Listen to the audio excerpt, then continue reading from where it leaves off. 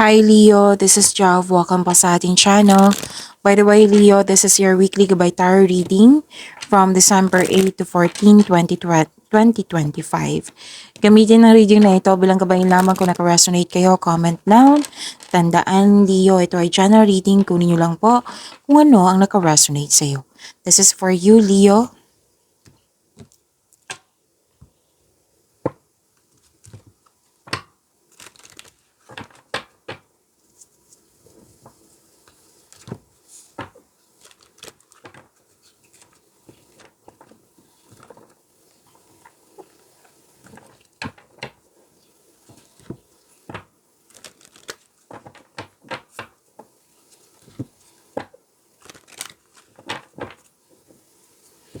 Para po ito sa iyo, Leo, ngayong week na ito, December 8 to 14, 2025.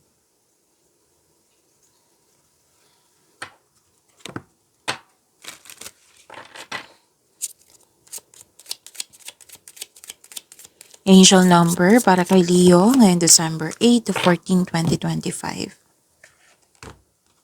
Angel number 999. Sabi po dito, thank the past for your lessons and leave it where it belongs. So you can make the best of the life that is still waiting to be fulfilled by only you. So to attract more blessings, let us say the power affirmation. Let us say, I am unique. Again, I am unique. So sinabi dito na nilet go mo na yung mga baggages, yung mga nangyari sa nakaraan na nahihirapan ka, nilet go mo na at kinuha mo yung mga nangyari sa nakaraan, kinuha mo yung wisdom message na may natutunan ka sa mga nangyari sa nakaraan. Okay? So that is angel number 999.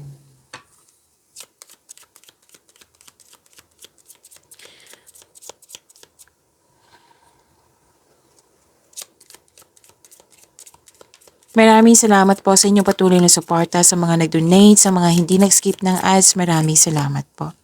Sa mga hindi pa nag-subscribe, subscribe na po kayo at click bell notification para malaman nyo na may bago tayong video. Para sa mga gusto magpa-reading po, comment po kayo ng personal reading. Again, comment kayo ng personal reading and check my reply sa comment section.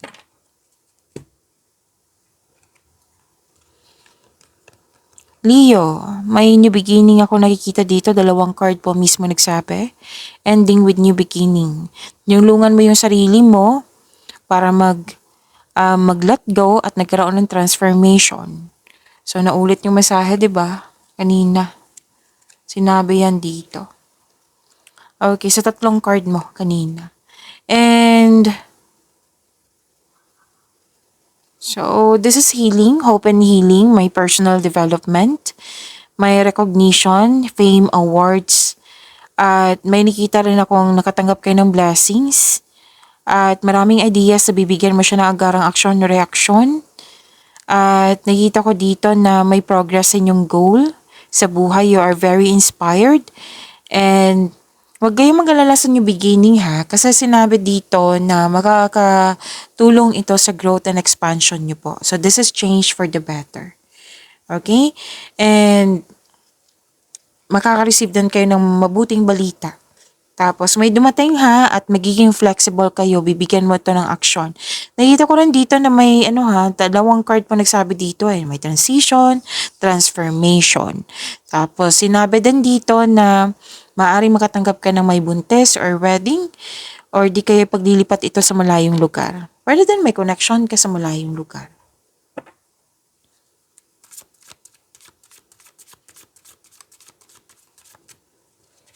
Energy ni Leo ngayong December 8 to 14, 2025.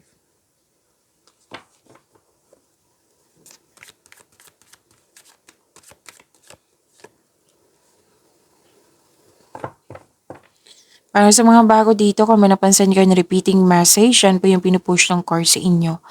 Like for example, nanood kayo sa inyong daily, monthly, weekly dito at may napansin kayo na repeating message. Yan po yung pinupush ng course sa inyo na kailangan yung bigyan ng atensyon, solusyon at aksyon kung maaari po. So na yung energy ni Leo. So, this is another card na nagsabi dito. Itong dalawang card na ito, nagsabi na may new beginning. Bagong simula. Bibigyan mo ng aksyon na lumabas din dito sa tatlong card mo. May quick action dito, may movement, may transition, di ba? Na lumabas sa inyong tarot card. So, that is repeating message. Pay attention. May mabilisang paggawa ng desisyon, darating na inaantay mong mensahe. Makaka-receive kayo ng blessings, which is sinabi din dito kanina, na magbibigay ito ng saya sa'yo. Maaari din may travel na magaganap or isang bagong tao na darating sa iyong buhay. At may nakita rin ako ditong event invitation or may nag-ask ng date. Basta may travel po ha. Or isa o maraming alok ID ang darating sa'yo. So, please prepare yourself na magiging busy kayo. Kasi magiging excited ka oh. May nag-alok, may new opportunities, financial stability din sinabi dito.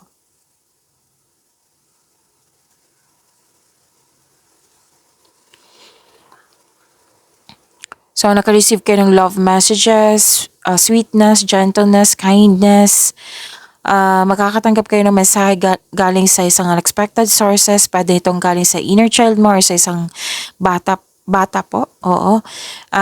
Ito yung sinabi kanina dito na makakatanggap kayo ng mabuting balita, which is lumabas dito sa tarot card nyo. So, claim nyo po. Opportunities. Itong dalawang card na ito, opportunities at sinabi sa dalawang card na ito, magkakaroon ng improvement sa inyong finances. Okay? May bagong relasyon, bagong ligawan, may date or outing. Ito ha, itong dalawang card na ito.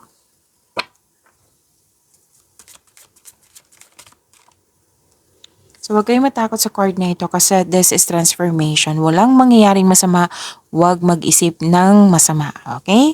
Kasi lumabas din siya dito yung ending with new beginning, natandaan nyo?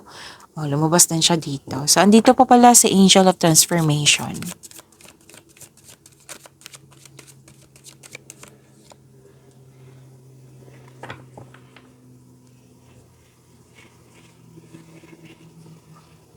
Sa career and money niyo po, Leo, nakikita ko dito yung na sinabi dito sa dalawang card mo at dito din, transformation. Andito din yung transformation. So, that is repeating message. 5 card na po nagsabi niyan. Transformation. May ending with new beginning and you are very strong. Oh, you have strength. You have the power. Hinarap mo. Yan. May ganap na career change or paglilipat ng work, ng gamit, ng tao. Oo. Pwede din itigil mo yung negosyo mo para mag-try ng ibang negosyo na naka-align sa passion mo. Pwede din na may end of contract. Opo. Pwede din may end of contract sa business partnership. And another card na nagsabi dito na magkakaroon na improvement sa inyong kaperahan, Leo. So, money matters will improve. So, hold tight, kapit lang po. Okay? Pwede din na may tumiwalag, nagkaroon ng disconnection kasi you want growth.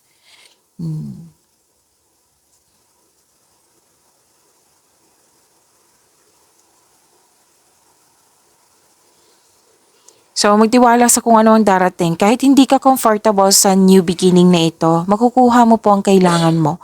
Sabi ng iyong card dito, Leo, focus kayo sa mind healing instead of suffering. Again, huwag mag-isip ng masama. Yung negativity, pakawalan mo yan, palitan mo ng positive thoughts para yan yung ma-manifest nyo. Okay? Okay, so andito pa pala si Angel of Transformation. To attract more blessings, let us say the power affirmation. Let us say, I embrace change and new beginnings. I embrace change and new beginnings. Kung sa Tagalog pa, kasi may nag-request po, yumayakap ako sa pagbabago at mga bagong simula.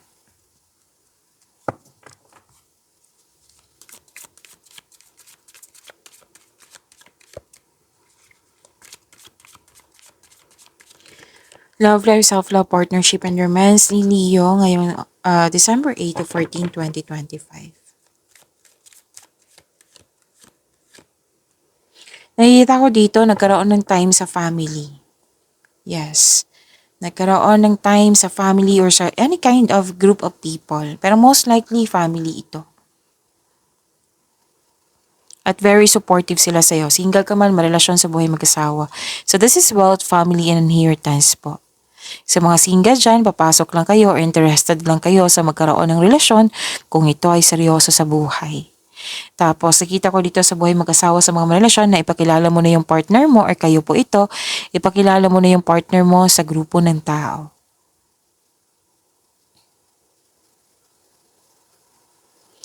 Nakita ko rin dito, Leo, na nagkaroon po ng okay. Nakikita ko kasi dito na may ligawan, oo, getting to know each other stage. So sabi ng card dito, wag magmadali, take things slow, kilalanin mo muna. At sa buhay mag-asawa sa mga relasyon, may aminan dito posibleng proposal po ito. At another card na naman nagsabi dito na makakatanggap kayo ng mabuting balita. Pagyamanin niyo po yung blessings na binigay sa inyo. Leo, see you tomorrow. Maraming salamat po.